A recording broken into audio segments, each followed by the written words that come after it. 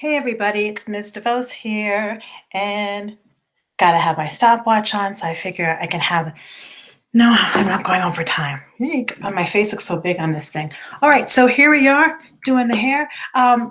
Today we're starting our unit on sex and gender identity. And usually we have about 2 weeks or more to spend on this, and we're cramming it into one short week. And I am choking. It's just a tickle in my throat. No big deal. Anyway, so we're kind of cramming that into this in a shorter time span, which is disappointing because there's a lot of things that we need to talk about in this. And, we're missing all these group discussions and small group discussions, but we're going to make it work. Okay. So today what I'm going to talk to you about, there's a couple of different things. I'm going to go over the gender identity unit assessment really quick.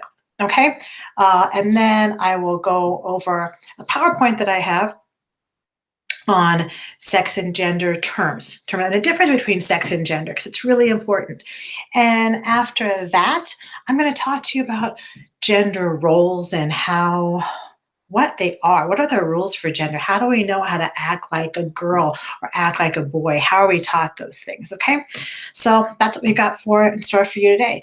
Tomorrow, Mr. Moss will have a lesson for you about circles of intimacy.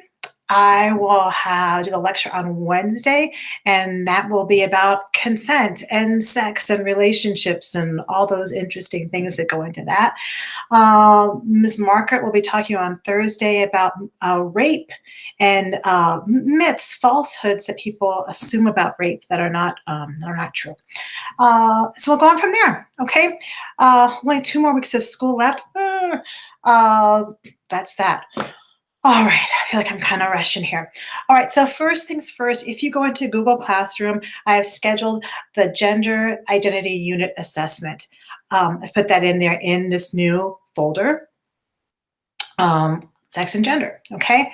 So we've got that to do today, and there'll also be a quarantine journal for today, okay? So if we look at I'll just do this sharing kind of thing. How do we do this? Oh, that's not what I want to do. Sorry.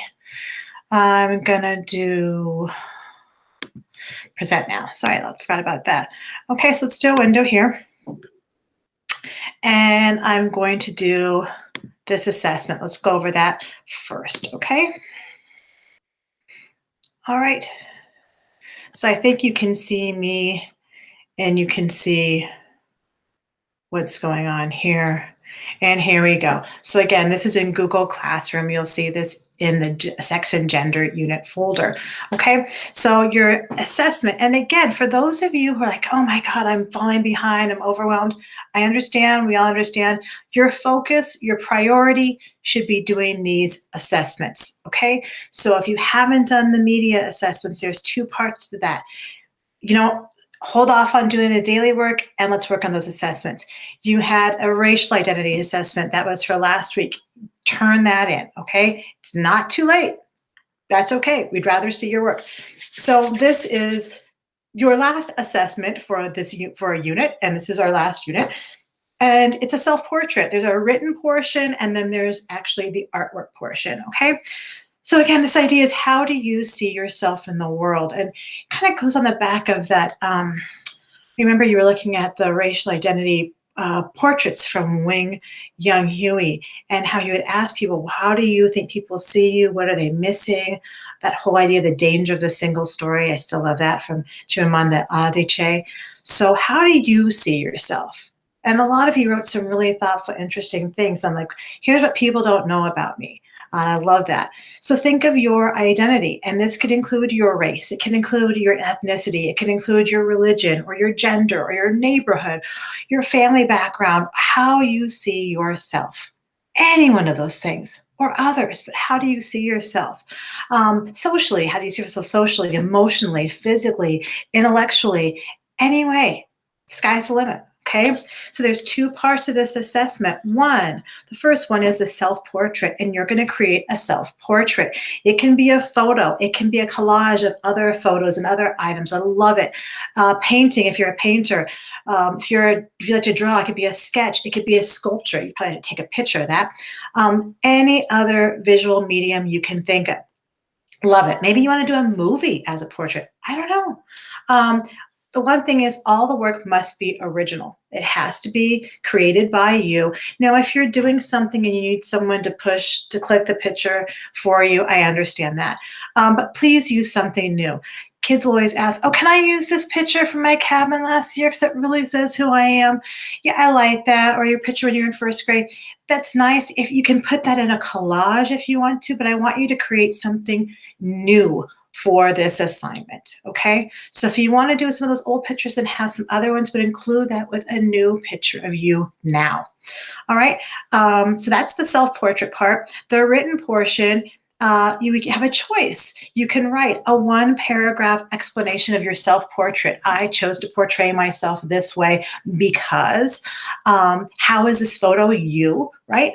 Or you can write a list of the top 10 things I love about myself with a sentence for each thing, explaining why you chose them. Okay, so your written portion, you can either do a paragraph or you can do the top 10 things I love about myself. And if you're doing that top 10 list, choose a variety of things, not just physical, there could be mental, emotional, what you like inside too. Okay, so the photos and the paragraphs are due in this Google Classroom turn-in folder by Tuesday, next week, Tuesday, May 26th by midnight. Please turn them in earlier. If you've got it, turn it in, okay? But I'm really begging, no late turn-ins, because I like to put all these together in sort of a slideshow for our end of the year ceremony. And if you're late for that, I can't put it in there, right? So try really hard to get this done on time. Okay, how do you get points for this? Bloop, bloop, bloop. 15 points for the self-portrait, 10 points for the writtenness portion. That's 25 points total, and a big 0 for no work, okay? You are awesome and you can do this. Yes, wonderful, awesome. Okay, so now we've got that thing done, and I'll get rid of that. And how are we doing over for time? Let's see, pretty good, I guess. All right, so now, let's do, we're gonna share the screen and do a PowerPoint. Go over my PowerPoint list of terms with you. Well, not that, oh, come on, it's not that tedious. So let's just do a window here. And we'll go over here. Get on that. And we'll come over this way, I guess. Hopefully you can see this pretty well. I'm hoping so. Okay, so we're going to do this. And do you have to take notes? I just would like you to know these and be familiar with them. I want you to learn, right? I want you to understand these terms. And a lot of times with things about sex or with gender, there can be a lot of confusion. There can be a lot of giggling. There can be a lot of, ooh, that's weird. I really want to try to have you learn some terms so you don't get so giggly about it and you don't refer to things as being weird or that are different from what you're used to, or maybe they're not how you feel. We want to have respect for everybody, right? Of course you do. Of course you do. So these are gender and sex terms. I hope you can see this clearly enough on here. Okay. And I've got a poster that I might share with you too. I don't know about that. So one thing is gender identity. One of these terms is gender identity. And gender identity is how you think of that as your head. And I've got a picture of a head there. How do you, in your head, define your gender based on how much you feel aligned with the options for gender? What does that even mean? Let's look at my poster too. I think I've got this over here as well. Gender identity, here's this one over here. It's a deeply held sense of being male, female, or another gender. Gender identity is not related to sexual orientation. Okay, so how do you identify? How do you define yourself? And the interesting thing is that many people in our society have this idea that gender is what we call binary, that you have a choice between male on one side and female on the other side. You just have two choices. There's been a lot of talk in recent years about how really to be open up to the idea that it's not necessarily a one or the other, but it could be a variety. There could be a spectrum of gender identification in between those two. So if one end is male and one end is female, can there be different forms of expression and identity in between that spectrum? So not a one or the other. That can be difficult for some people. There are many people who think, well, just two genders, and there are other people who say that's not enough to define me. And I think we have to understand that there are different ways of looking at this.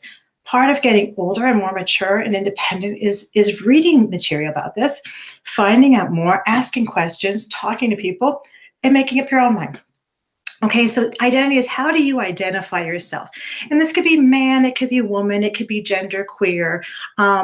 People as early as 2 or 3 identify with a certain gender. And I'll go into that more lately of how we figure that stuff out. Okay, so oopsie doodly doo. The next one is gender expression. Gender expression, so identity is what you think in your mind. Gender expression is how do you express your gender, the gender that you identify with. How do you choose to express that? How do you present your gender through the way you act, how you dress, maybe, how you, your demeanor, right? Now, this is very interesting because when we use gender expression, we often think of the terms as feminine or masculine. Again, those just give you 2 choices, right? There's a whole lot of ways of having expression between. I may consider myself female or woman, but I might not express myself as a female the same way as other females express themselves. Does that make sense? I might not wear pink and floral and, do those things, but I still consider myself female. Okay, so again, think about how we express ourselves, how we use our voices, how we cross our legs, how we hold our heads or wear our clothes, the type of clothing we wear, how we walk, all those little things. And I'm going to tell you too, also with makeup, some kind of different body adornment, and people will think that only women should wear makeup. There are people who identify as men and wear makeup too. And there are people who identify as women who don't wear makeup. It's all very unique to the person. It's more gray than black and white. So these presentations of jewelry, hair, makeup, clothing can be limiting, especially if it's based on, hey, if you're a girl, this is how you're supposed to look. These are how girls express themselves. These are how boys express themselves.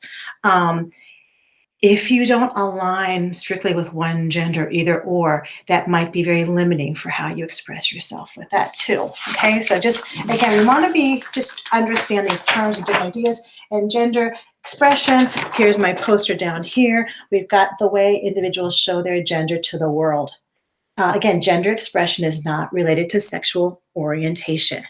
So these are all different terms, and people used to use them exclusively. Okay. All right, next one, biological sex. Now, this is when we get into that difference between sex and gender, right? Gender is how you identify, how you express yourself, things like that. Sex is biology. Sex is biology. These are things, the chromosomes that you're born with, your parts, in other words, okay? These are biological. Sex is not the same as gender. Okay, gender is again how you decide the gender. Does that make sense? That's tough for some people. Some people are like, but there is a difference between sex and gender. Sex refers to the physical sex characteristics that you're born with and you develop through puberty, right? So your genitals, your body shape, your voice pitch, body hair, hormones, chromosomes, menstruation, all those things have to do with sex, biology, okay?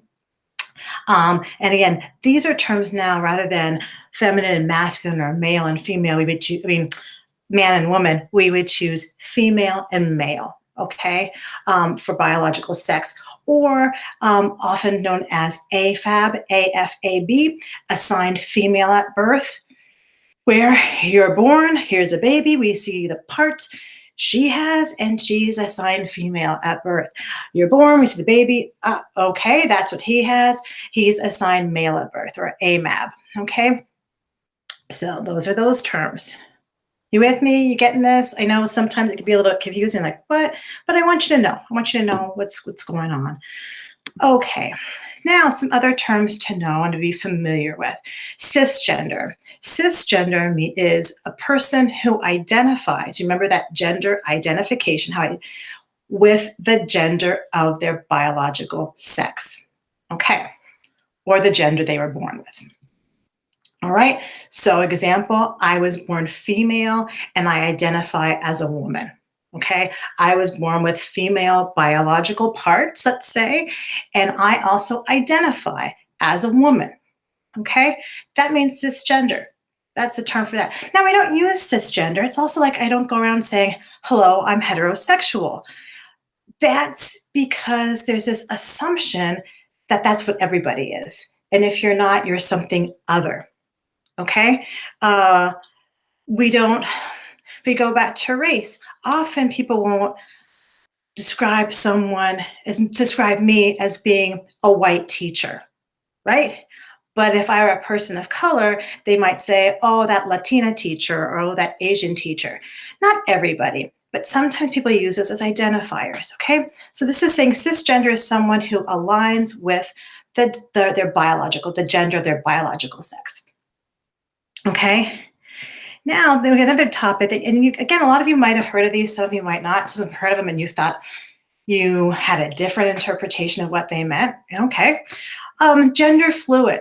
And again, gender is what you decide, right? It's your identity. It's how you express everything, or you express your gender. Gender fluidity means your gender can vary over time. Okay. A gender fluid person, again, think of fluid, thinking about it kind of like it's not one or the other, just kind of in motion, maybe. A gender fluid person may at any time identify as a man, as a woman, as neutral, or as some combination of identities. Okay. Now, again, for some of you might think that's weird. It's different. It may be different from what you're used to. But this does describe a lot of people where they just don't feel comfortable with that binary, that man or woman, but some kind of different in between, or some days feeling more identifying more with being a man, and others feeling like, no, I'm really more feeling like I want to express my female side. Okay, their gender can also vary at random in response to different circumstances too. Okay, maybe you're someone and you're at work and your workplace is a little more conservative. And if you were assigned male at birth, you need to kind of identify with being masculine. Maybe on the weekends you explore a little bit. Okay. Intersex is another term. And again, this one always gets people asking questions and kind of giggly. There are many, I think there are more people that are intersex than that are have albinism. If you're an albino, missing the pigmentation. Intersex means that you don't have one gender or the other, but you have some aspects of both biological sexes. Okay, so we have AMAB, assigned male at birth, AFAB, assigned female at birth. There are some people, due to a different structuring of their chromosomes, that have both physical characteristics, biological characteristics of both biological sexes, which means they could have breasts as well as a penis. There could be a different combination of things as well, but it's a fluctuation with the chromosomes, and more often than not, they're not able to have children, but they might have some aspects of both biological sexes. Okay, now here's another one, transgender or trans, and I'm sure you're familiar with this word. And being trans is when a person feels that their gender identity, again, how they define themselves, how they see themselves, does not match their biological sex, right? So I'm assigned female at birth, and if I were a transgender, in my identity, in my brain, my gender identity, I would say, okay, but I feel like I'm a man. If I were a transgender, I would say I feel like I'm a man. I may have been assigned female at birth, but my heart, my mind, everything tells me that's not who I am. That doesn't define me. I feel like I am a man. I should be a man. Okay. This is it's fascinating. I think more and more people are coming out about this as well. Two of my daughter's very close friends, her first friend that she made when we moved here in fourth grade to nativity school, ended up transitioning. And they were assigned female at birth and transitioned to male. One of which, Mark, transitioned while in high school at CDH, believe it or not. JROTC gave him a male uniform. And yeah, very popular young man, lots of girlfriends, involved with theater, involved with ROTC, all kinds of things. He and Drew, another friend of my daughter's, and family friend of mine, came to have come and talked to Spectrum when I used to teach that and talked about their experiences. And now they're in different states. They can't come out and do that, but they really loved coming to CDH and sharing their story because for them, they felt very alone. Mark did not have support from his parents at all. Did from his siblings, but not from his parents whatsoever. And if he were to come in and you would meet him, you'd be like, what? This guy looks like a lumberjack. He's got this big beard and everything else.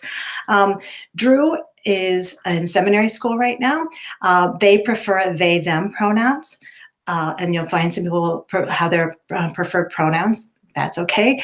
And they transitioned in college and after college and had a lot of support from their parents. So different stories, everyone's story is different and unique. But I have to say, both are so much happier than when I first met them when they were 10 years old, and through their teen years, they just feel, seeing them and talking to them and everything, they just seem so at home with themselves. And that's because they transitioned and they feel more in tune and more in line. So it's an interesting thing. Attraction. So then there's also, here's I forgot the poster. So we've got the sex one down here, biology, organs, things like that. And then we've got sexual orientation or attraction is our physical, emotional, or romantic attraction to others. Okay, so that is, and again, I'm sure you're familiar with these terms. If you're not, now you know. And again, with any of these things, if you want to ask me anything or talk to me about something or say, this makes me feel, I don't get this, or I disagree, please do. I would love to hear from you. I'd love to have some conversations and discussions with you. So attraction, again, is who are you attracted to? That's the old heart. So identity is the brain, expression is the outer part of us. Sex is our biology. And attraction, kind of let's think the heart, right? Who are you attracted to? If you're heterosexual, that means being sexually attracted to the opposite gender. And sometimes people aren't necessarily sexually attracted to, maybe it's just romantic attraction too. Homosexual, sexually attracted to the same gender, right? Bisexual, being sexually attracted to both men and women. Okay, pansexual is another term, and that's having an attraction to others regardless of their gender identity. So it doesn't really matter to them at all, or biological sex. So they could be attracted to someone who's male or female or trans or intersex. It doesn't. They're not concerned with how they identify. And asexual means someone who's really not having sexual desires. It's someone who just wants to keep things platonic. That's fine too. All of these are fine. Really, I think the more we can be open to finding out and understanding differences amongst people and respecting people's choices, the more healthy our community could be. My feeling is no one's doing any harm to me by the choices that they're making in their personal life. It's not harming me whatsoever, right? So, and I just want to wish them well, because many people on the LGBT gay plus spectrum, high rates of suicide, high rates of depression and anxiety. mostly because of not being accepted by their family or society or their culture. My daughter works with homeless youth. She's a counselor in downtown St. Paul, and she works a lot with homeless young people. And many of them are identify as LGBTQ plus, and are homeless because their families have thrown them out of the house. Okay, so she really works to find them safe places to be, and I'm proud of her for that. Queer. Queer is another term you hear a lot. You might hear a lot. Talking to some students and to Drew and Mark, like, what do you think queer? And they're like, it's like an umbrella term. But anyone who wants to identify as queer can. It does mean, it can mean someone who feels outside of societal norms in regard to gender or sexuality. I don't believe in this binary of male or female. I think I'm something in between. You might describe yourself as being queer. That's okay. It can also be someone who thinks it's none of your business who I'm attracted to, too. It can be an umbrella term. It can include someone who just would rather not identify with any particular label. And that's where I say that it's none of your business term. I'm not going to identify with anything. I'm queer. That's it. You don't need to know any more about me. Why do you need to know? It can be someone who's questioning and is not quite sure where they are in the spectrum. It can mean someone who's gender fluid. It can mean a lot of different things. More often than not, someone who just doesn't feel like they fit into those strict kind of boxes of how we label people. Okay. And as always, like I said before, there's a lot of people, I think things have gotten better than when I was in school. No one in my high school was out at all publicly. Nope. And now I think you have more kids that are, and there's more, because there's more education about it, because people know more, there's more an acceptance too. But oftentimes there's not. And it's really, really difficult for people to feel different and to worry about being supported. So if you or anyone you love needs some resources, Outfront Minnesota is great. NAMI Minnesota, it's mental health as well, but they also have great LGBTQ resources. Reclaim is another one. And PFLAG, Parents, Friends, and Allies of Lesbian and Gay People. I'm with this group called Free Mom Hugs Minnesota, and I've got my t-shirt, I think you saw it, and we go to places like pride parades, things like that, and are there to offer free hugs to people who may not be able to get hugs from their own parents. So, it's all about supporting people, okay? So thank you for that one. Oh my goodness, I'm talking a lot. All right, how am I doing time-wise with this? I'll leave you some time to do. I think we're pretty good. So we did the assessment. We did the what? The PowerPoint. Okay, so now what I want you to think about is, well, I just want to show you this ad that I have.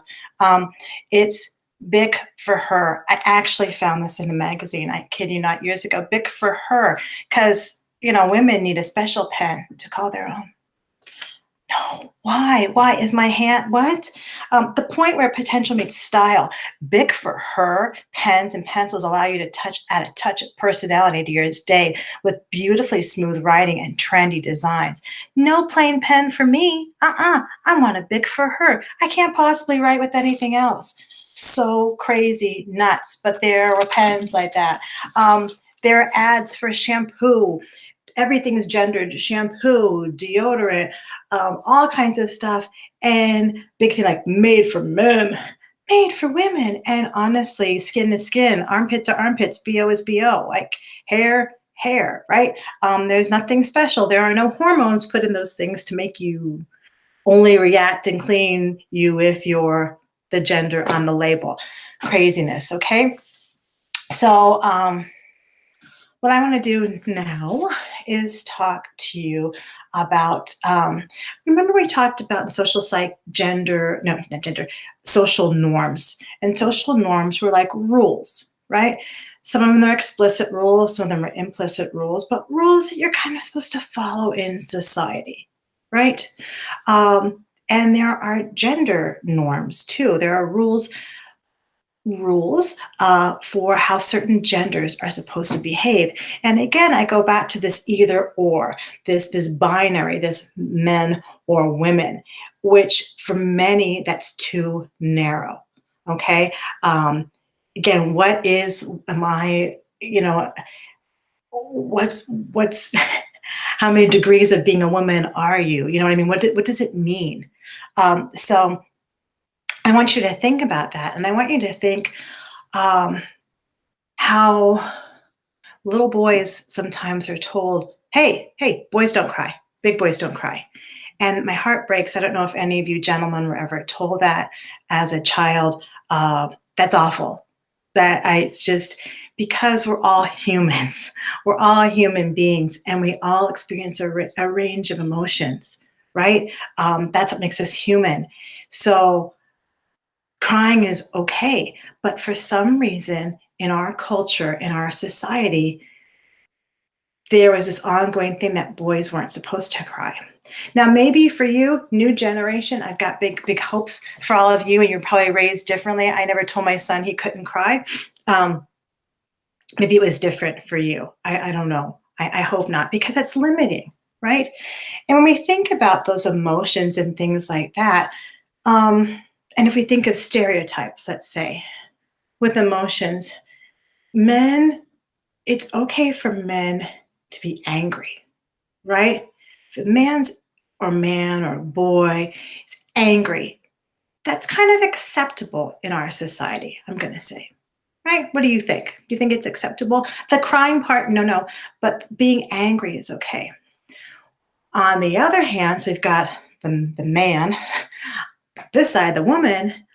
Women, how often have people like, oh my God, women are so emotional. Oh my God, they're crying, they're this, they're that.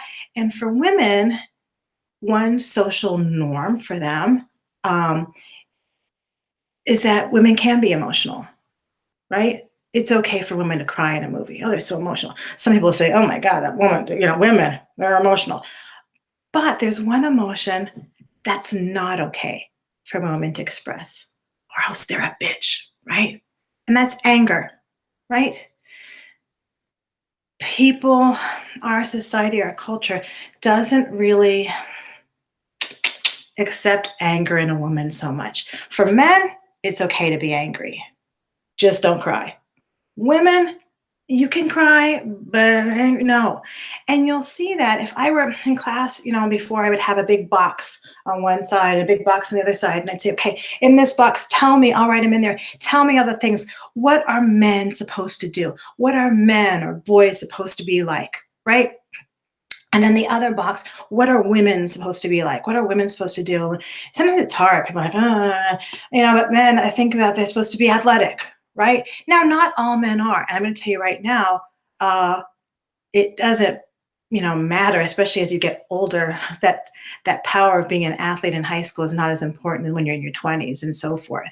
Okay. But what is, what's popular, what's the social norm for men could be being tall, being athletic, being swole, uh, being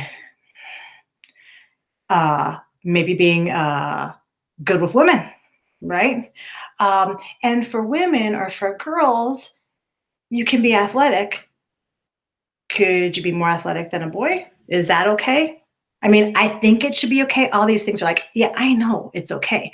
But how does our culture feel about that? How does our society feel about that? Um, is it okay for boys or men to have a lot of sexual partners? Is it okay for girls or women to have a lot of sexual partners? Is it okay for girls to be smart? Girls, what body type are preferred for that girls and women have, right? Slim, thick, someone was telling me that before, and all these things. And you'll notice if we have these two boxes up here, there'll be all kinds of words in there. And you think about do it on your own too. I would love it if you would. And you'll find that the box for men and the box for women, the things are really pretty opposite, right? Girls should shave their legs. Shave your legs, men, maybe for swimming. Um, Things like that, okay? Girls should have long hair. It's another one that often comes up. I love girls with short hair, doesn't matter. Love men with long hair. Again, please understand that I'm not telling you these are definite what you have to aspire to. I'm saying culturally, society-wise, that becomes what is the stereotypical version of man and woman. Okay, and they're too narrow. They're too narrow, right? Um, it doesn't. It's we're human, right? We have more in common than we do apart. And the interesting thing is, what is masculine really in our society, but the absence of feminine? What's feminine? By definition, the absence of of masculinity. Interesting. That's a mind bender too. I want you to think also, how do we treat people who aren't in that box, who aren't in that narrow definition of box of male, man, and woman? How do we treat them? What do we call them? I think it's interesting when I ask students to do this, and I'm going to say some bad words here, so I'm sorry. I'm sorry, I'm just trying to be authentic and honest. When I ask kids for what insulting terms people use for women, it's usually things like prude, that's not the bad, but slut, whore, hoe, things of that nature. And the most insulting thing you can call about a woman is to refer to her sexual experience or inexperience. You're presumed, you don't know. But that's one of the big insults you can give a woman. On the flip side, men that don't fit into the box, or the biggest insult you can give someone who's a man or a boy, is to call him, I don't like this word at all, but to say that he's gay, or the F word, F-A-G, I don't like using that, it's pretty insulting, or that he's a pussy, right? Basically, the biggest insult you can give to a man is to say, you're a woman. Not only that, you're a woman's parts, okay? And I think that's it's something to look at. Something to look at. If the worst thing you can say to a man is that he's like a woman, what does it say about how we feel about women, right? If the worst thing we can say to insult a woman is making comments about whether or not she has sex or not, what does that say again too? It's something to chew on, something to think about.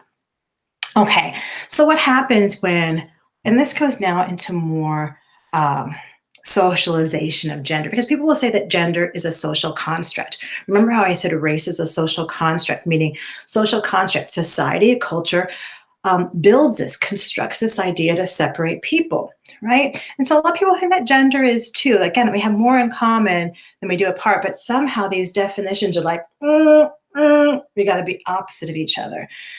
So, so people think that, and again, that whole idea that feminine is the absence of masculinity and so on and so forth. Okay, so how do we learn this though? How do we learn these gender norms that boys are supposed to do this or girls are supposed to do this? And again, I think it's gotten better for you guys. I just say guys. Hey, that's kind of gender bias too. Let's talk about toys. Your quarantine journal today is based on that. What did you like to play with? Why? Who got it for you? I have this great kids book called William's Doll. This little boy named William wants a baby doll, and his dad buys him a basketball. And he's like, okay, thanks, I'm really good at basketball. Yeah, but I want a baby doll. Dad gets him a baseball mitt and glove.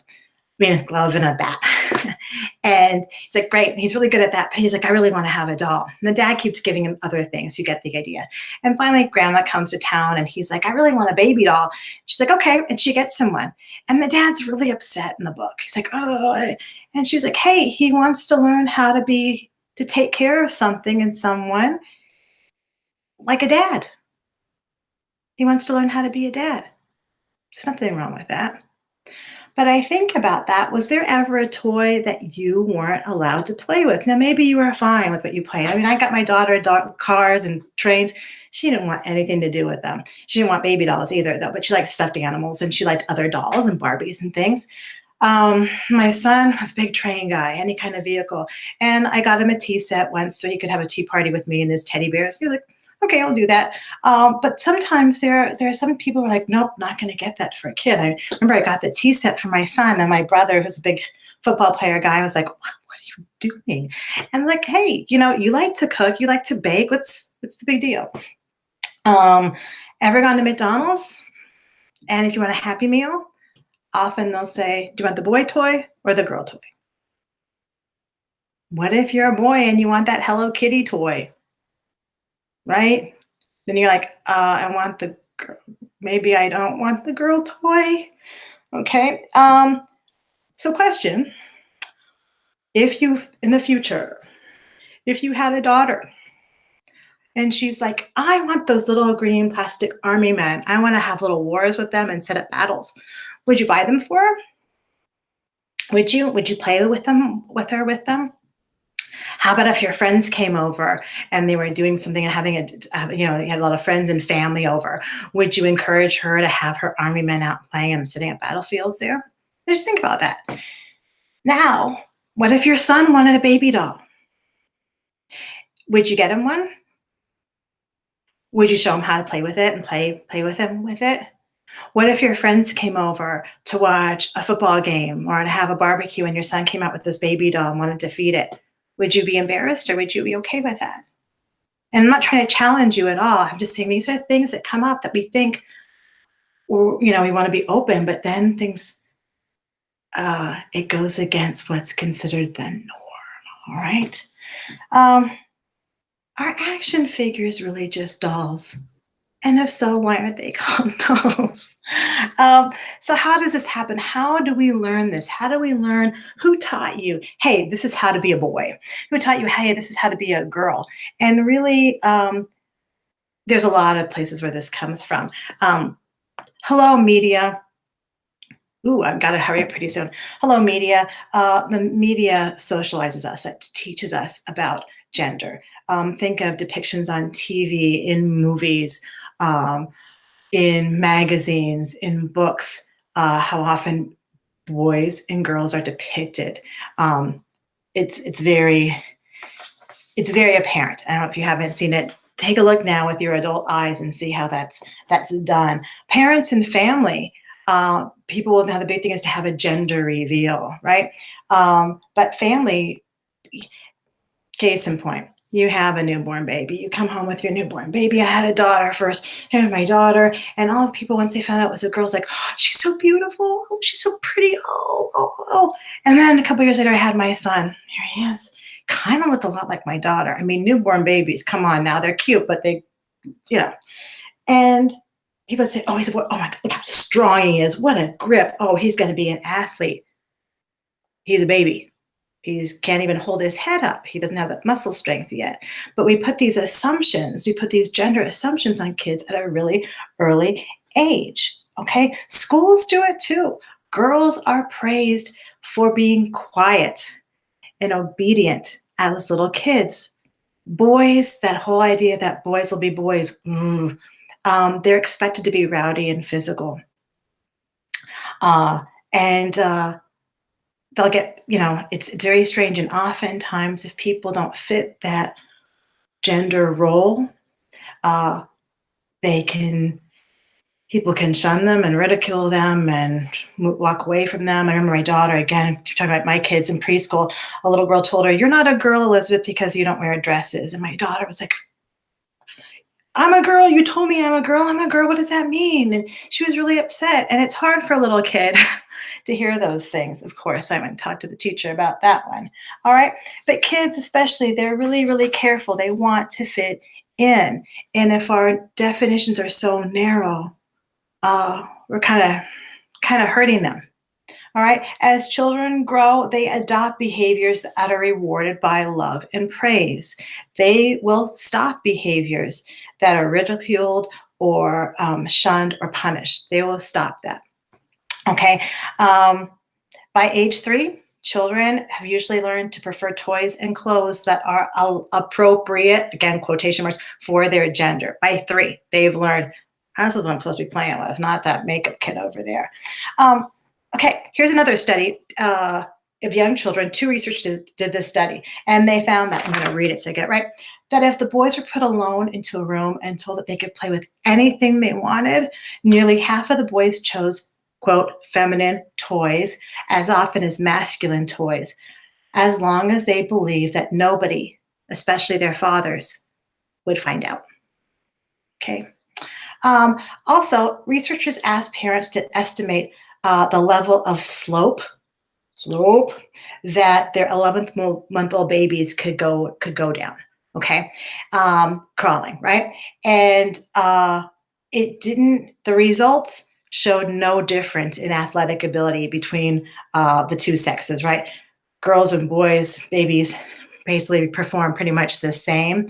However, the parents estimated their abilities was different. So mothers of baby girls underestimated their ability to be athletic, to be able to crawl down a slope. So mothers' expectations of their daughters was underestimated, right? And here and that carries through, like, okay, who cares? But it does. If parents believe their daughters are born less athletic, they already think that from the beginning, than their sons are, they might be less likely to enroll their daughters in athletes. And this keeps widening that gap between athletic ability, okay? Boys are encouraged to pursue athletic pursuits more so than girls. Nowadays, we've got girls hockey, we've got all these girls sports. When I was in school, nothing like that. We didn't have that.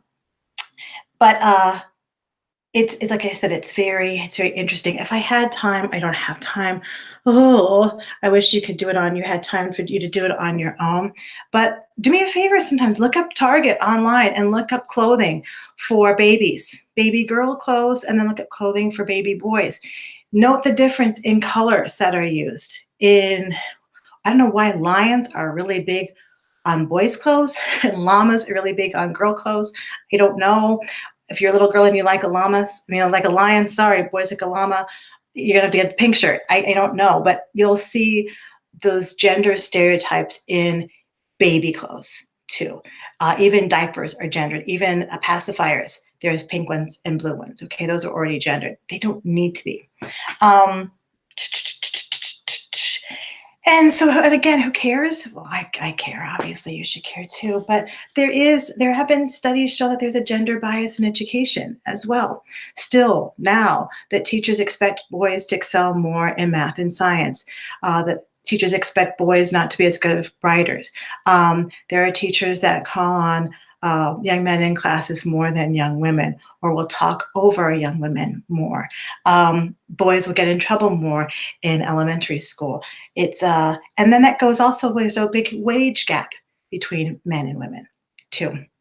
So again, this idea of gender and sex, and I've talked for a long time, and thank you for bearing with me. I would do this over a couple of days at school, but I don't have that much time right now. But think about that. Think of what you think unspoken rules are for boys and girls. Is it limiting to have just one and the other? How we're all human, and how we learn this, going back where did we learn what boys and girls, how we were supposed to act, who we were supposed to love, how we were supposed to dress ourselves, everything else according to our biological sex, the difference between sex and gender, all that stuff, okay? Thank you for bearing with me and listening to me all this time. There's a quarantine journal for you. Please write to me, call me, anything you want to do. If you want to discuss this, ask me questions. I'm pretty much an open book about all this stuff, okay? Peace out, everybody. Love ya.